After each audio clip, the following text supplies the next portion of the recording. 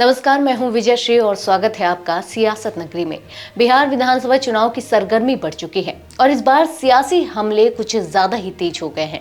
Jan Suraaj party के प्रमुख प्रशांत किशोर ने किशनगंज में हुई जनसभा के दौरान एआईएमआईएम प्रमुख असदुद्दीन ओवैसी पर करारा निशाना साधा है।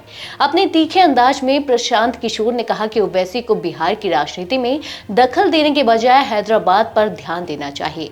किशोर ने तंज कसते हुए कहा, ओवैसी मेरे मित्र हैं, लेकिन उन्हें पहले हैदराबाद में अपनी राजनीतिक स्थिति मजबूत करनी चाहिए। पहले अपना किला संभालिए, फिर बिहार में कंफ्यूजन मत फैलाइए। आपके आने जाने से किसी का कोई भला नहीं होगा। किशोर के इस बयान के बाद बिहार के सियासी गलियारों में चर्चा छिड़ गई है कि उन्होंने सीधे सीधे ओवैसी की बिहार में राजनीतिक महत्वाकांक्षा पर सवाल उठा दिया है। जनसुराज प्रमुख ने केवल ओवैसी पर ही नहीं बल्कि चुनाव आयोग पर भी निशाना साधा।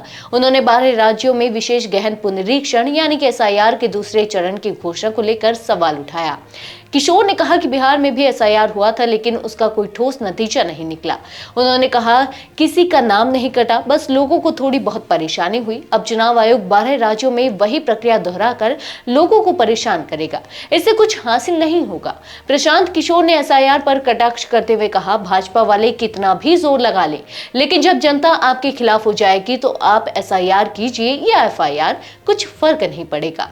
इस बयान ने सभा में मौजूद भीड़ से जोरदार तालियां बटोरी। उन्होंने साफ कहा कि बिहार की जनता अब एनडीए सरकार से ऊब चुकी है और बदलाव चाहती है। किशोर ने आगे कहा कि बिहार की जनता वैसी सरकार चाहती है जो उनके सपनों को पूरा कर सके, जो रोजगार बिहार में ही उपलब्ध करा सके और युवाओं को पलायन से बचा सके। उन्होंने जनता से अपील की कि अब वक्त है एक ऐसी व्यवस्था बनाने का जो बिहार के लोगों के लिए काम करे, न कि सिर्फ सत्ता की राजनीति के लिए।